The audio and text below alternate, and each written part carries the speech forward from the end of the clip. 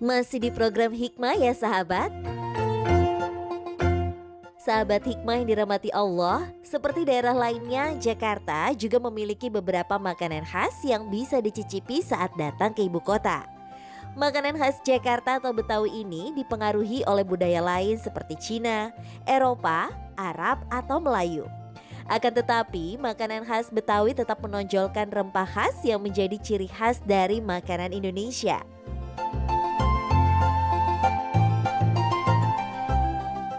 Makanan khas dari Betawi yang pertama yaitu pecak gurame.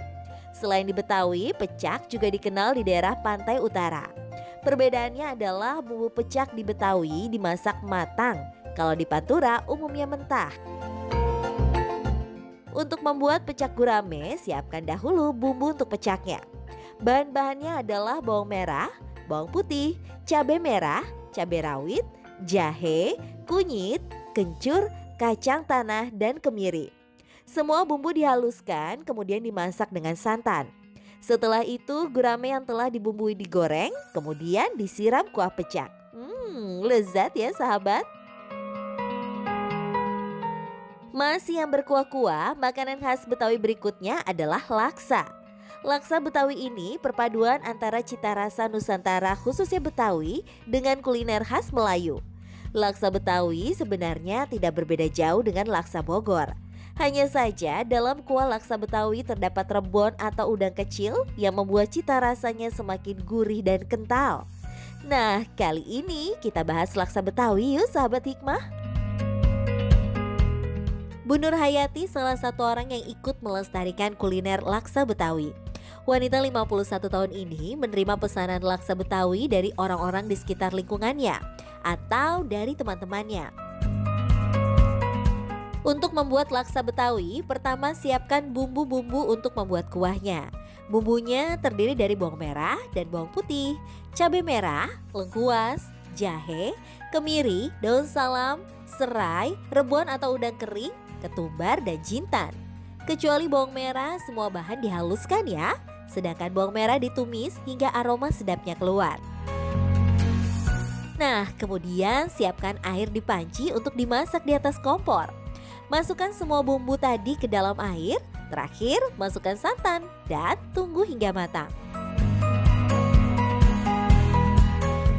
Dibantu sang suami, Bu Nur Hayati menyiapkan laksa pesanan para pelanggan. Isian laksa berupa lontong, bihun, tahu yang dipotong kecil-kecil, serta daun kemangi disusun di dalam plastik kemasan.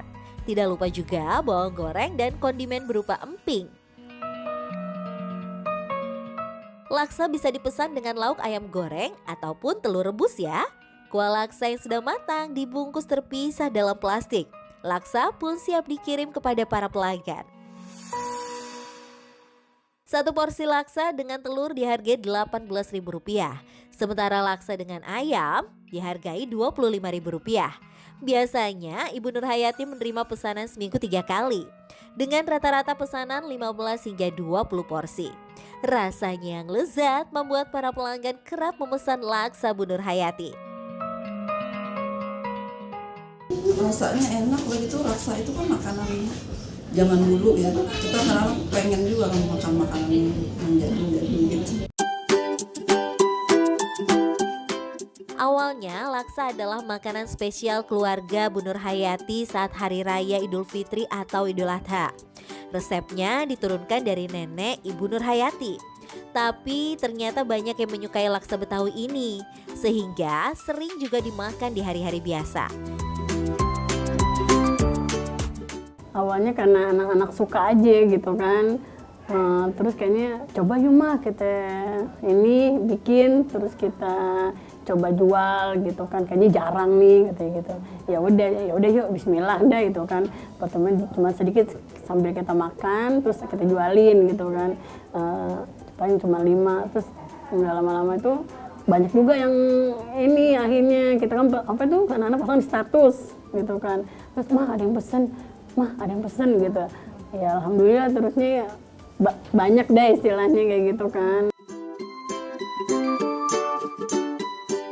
Sebenarnya Bu Nur Hayati adalah seorang guru mengaji untuk anak-anak di lingkungan rumahnya di kawasan Tanah Abang, Jakarta Pusat.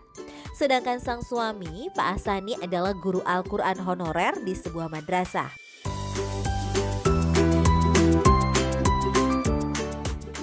Awal saya mengajar di madrasah itu sekitar tahun 93 tuh. Dari itu kita kan cuman beberapa siswa sampai sekarang, dari yang sedikit terus banyak terus sedikit lagi, ya itulah akhirnya sampai di masa pandemi ini cuman ada beberapa anak doang gitu kan. Sekarang sekitarnya cuma 10 anak lah. Ya makanya saya bilang tadi, biar ilmu saya yang punya ini bermanfaat, ya nggak munafik juga ya kalau memang kita memang mata pencaharian kita itu, tapi saya nggak pernah matokin ke orang-orang gitu, nih pembayaran ini enggak gitu kan, terserah aja seikhlasnya gitu kan.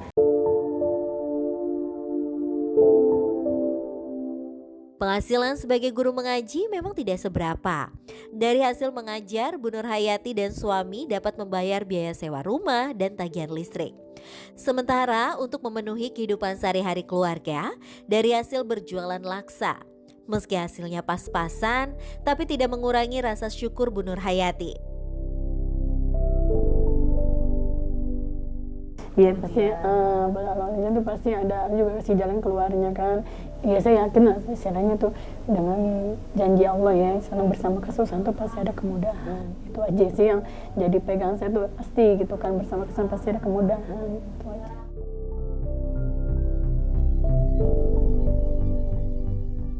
Dunia memang Allah Ta'ala ciptakan sebagai tempat ujian manusia. Di belahan dunia manapun pasti mendapatkan ujian, apalagi orang beriman.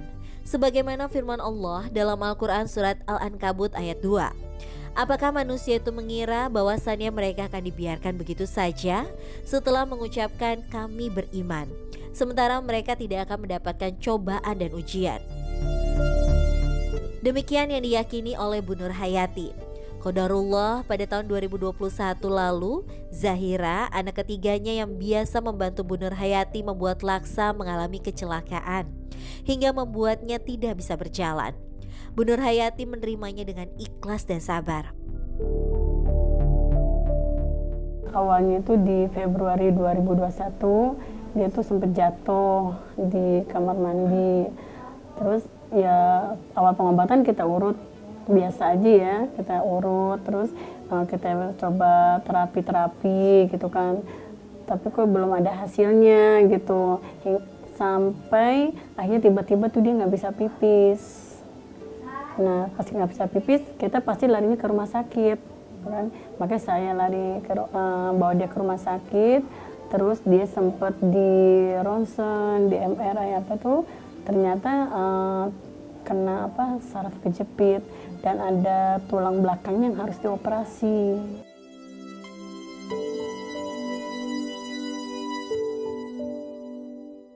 Bersyukur di saat senang tentu sangat mudah. Namun bersyukur saat keadaan sedang sulit hanya orang-orang tertentu yang mampu melakukannya. Keluarga Bu Nur Hayati adalah beberapa di antara orang tersebut. Meski mungkin secara finansial kondisi keluarga tidak terlalu baik, tapi semua anggota keluarga menjalani kehidupan dengan semangat dan bahagia. Nggak terlalu diberatin lah, kayak walaupun kepikir sampai kapan ya kita kayak gini, sampai kapan kayak gini. Cuman ya udah, kalau kita lagi sayang lagi gimana sabar. Terus kalau dia juga itu, kita juga udah ya mau begini kayak udah gitu aja, kita pokoknya saling menguatkan lah kayak gitu. Kalau dia emang dia atau salah satu dari kita lagi perasaan yang pasti ada kan gitu.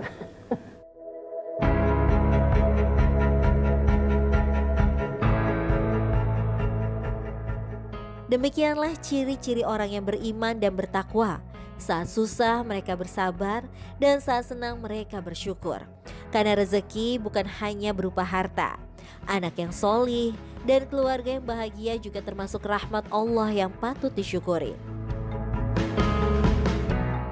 Mama selalu ngajarin kita untuk bersedekah, walaupun nominalnya sedikit, yang penting kita sedekah gitu, karena kita orang nggak punya gitu, tapi masih banyak orang yang lebih uh, lebih kurang dari kita gitu. Jadi mama selalu ngajarin kayak gitu untuk bersedekah. Masya Allah, di tengah semua ujian Allah yang berupa kesulitan, masih banyak orang-orang solih yang menjalankannya dengan keikhlasan dan keridoan. Semoga kita bisa meneladani Mak Miah dan Bu Nur Hayati ya sahabat hikmah. Mereka adalah wanita-wanita solihah pejuang keluarga, menggali hikmah, menuai berkah. Wassalamualaikum warahmatullahi wabarakatuh.